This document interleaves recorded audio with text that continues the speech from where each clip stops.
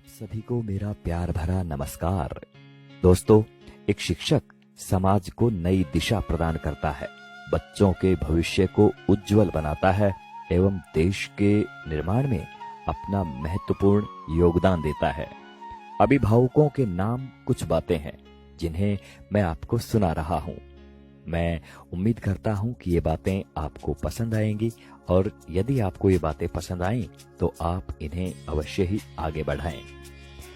आपके एक या दो बच्चे हैं और कभी कभार आप उनकी शरारतों पर झल्लाकर उन पर हाथ उठा देते हैं।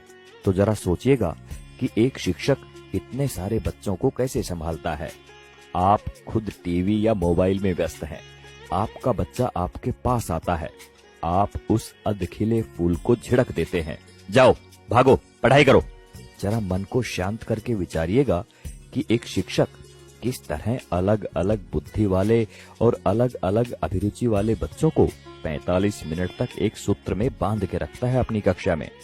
आपका बच्चा दिन भर गेम खेलता है, घर पर पढ़ता नहीं है, इसकी भी शिकायत आप शिक्षक से करते हैं। क्या करें, हमारा मुन्ना तो हमारी बात ही नहीं सुनता, जरा डराइए इसे। अरे भाई, बच्चे को डराना है तो उसे किसी बाघ के सामने ले जाओ। आप गुरूर ब्रह्मा टाइप की बातें रटते हैं, पर कुछ पेरेंट्स भगवान तो छोड़िए, शिक्षक को इंसान तक नहीं मानते। वे ये मानने को तैयार ही नहीं कि एक शिक्षक का व्यक्तिगत जीवन भी होता है, उसकी भावनाएं होती हैं, उसकी सीमाएं होती हैं। अन्य विभागों के कर्मचारियों की तरह शिक्षक सिर्फ एक वेतनभोगी ही नहीं होता, इसमें सिर्फ सेवा का आदान प्रदान ही नहीं होता, बल्कि छात्र शिक्षक के बीच तमाम मानवीय मूल्यों का भी आदान प्रदान होता है।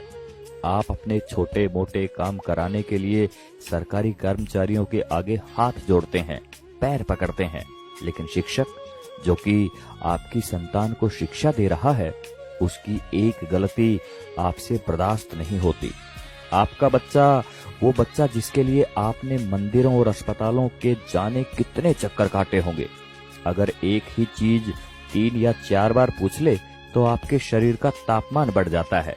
अब जरा सोचिए कि एक शिक्षक किस धैर्य के साथ बताता है कि 3 जमा 1 और 1 जमा 3 दोनों बराबर होते हैं, भले ही ये एक दूसरे के विपरीत नजर आते हैं। अगर वास्तव में बात समझ में आ गई हो तो आपसे हाथ जोड़कर विनती है कि आप हर शिक्षक को भगवान ना सही, कम से कम इंसान समझकर उतना सम्मान अवश्य दें जो कि एक इंसान को मिलना चाहिए। सभी शिक्षक बंधुओं को समर्पित एवं सभी सम्मानित अभिभावकों को चिंतन करने हेतु प्रेषित है ये बात। आप सभी का शुक्रिया। नमस्कार। जय हिंद।